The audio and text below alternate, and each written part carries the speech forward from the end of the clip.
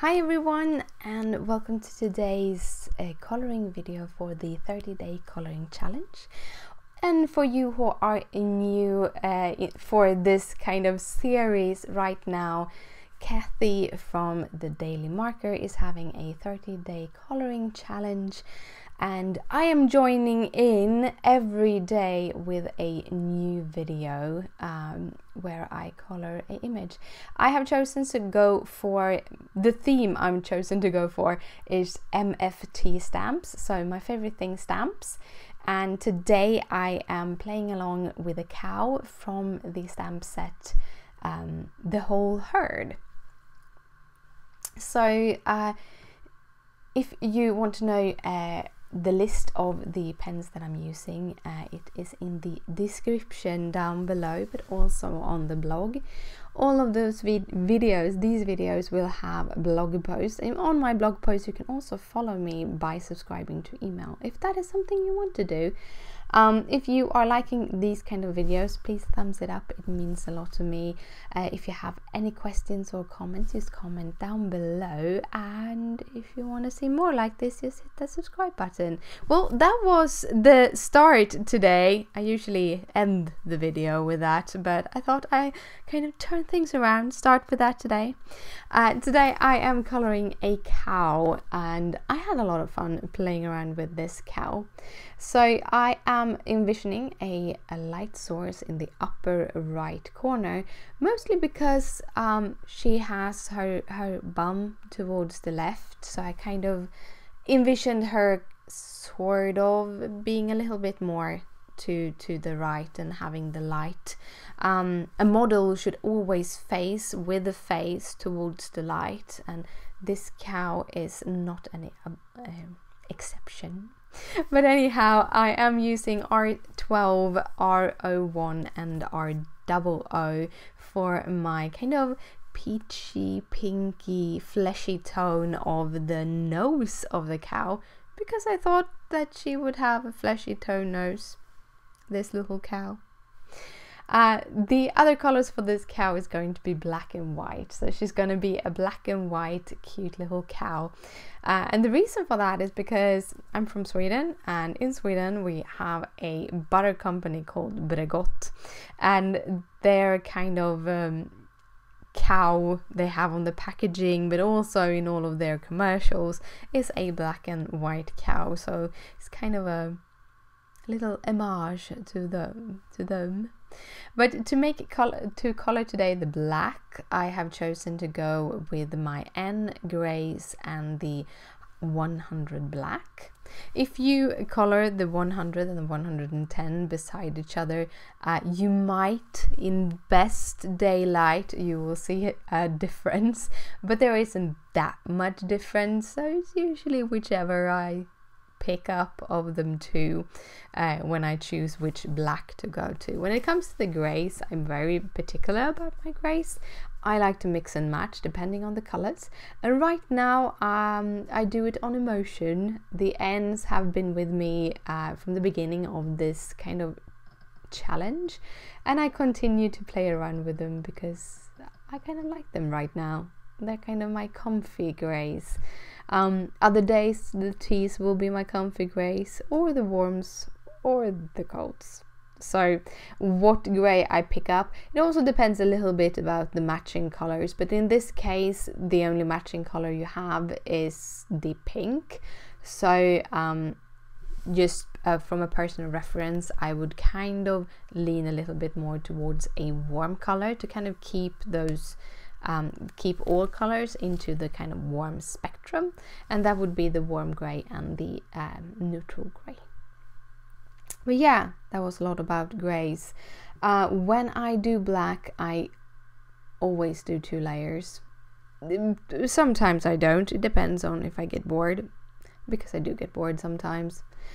When you've colored an image for several hours, you kind of just like, yeah, I just want to get over with it, and usually that is the time when I really should just go away, have a cup of coffee or something. But most of the times I do black 2 layers. Other colors you can kind of come away with doing 1 layer, but blacks, they kind of, when you do the dual layer, you get much better quality. And I figured this out actually this fall. I was doing the 30-day coloring challenge, and I hadn't particularly thought about the layering colors twice or not. I usually just layered them twice when I felt that my blend wasn't where I wanted it to be. But I actually colored the little witch from one of my favorite things stamps, one of the BB, I think the designer is called. If you search for MFT, and there's a little witch and she was adorable, and I colored the blacks and I had a lot of fun. By the way, the 30-day coloring challenge is a blast, but I did a dual layer and I kind of discovered that it was such a difference with the 2 layers, and I just continued on kind of comparing 1 and 2 layers, and the 2 layer with the black really gives it a depth that you don't get on the first layer. And black is a hard color to work with because you have to go pretty light with your gray to make it to be able to see the dimension that you are coloring. But if you do 2 layers, the N6 won't be as bright, because I usually have the N6 as the lightest, but you get this really cool depth. So that was me talking about black for 3 minutes or more. Anyhow, when you look at this like this, you might actually be able to just leave the white be white, because it did look okay.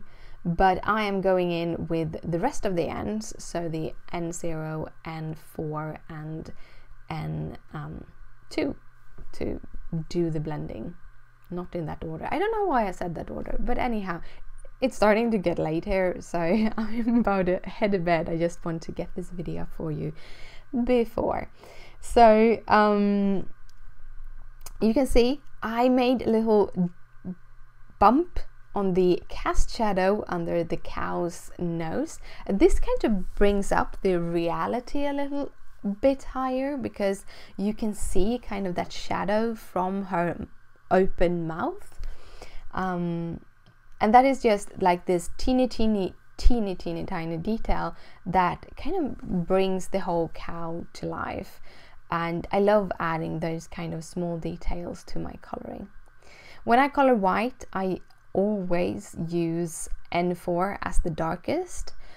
Depending on how much white though, I sometimes will do 1 layer of the N4 but 2 layers of the rest of the colors.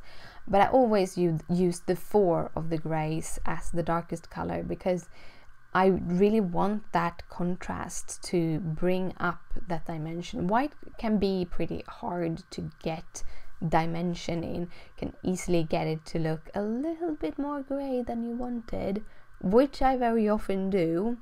If you have been with me for this, you kind of know the silver gray unicorn that was supposed to be white. Yeah, that happened. I always go in with the 0 on top of the N0. The 0 is a colorless blender, so it doesn't have any pigment at all. It's a little bit harder to color with, because when you put it down, it will go down a little bit darker, depending on paper, of course.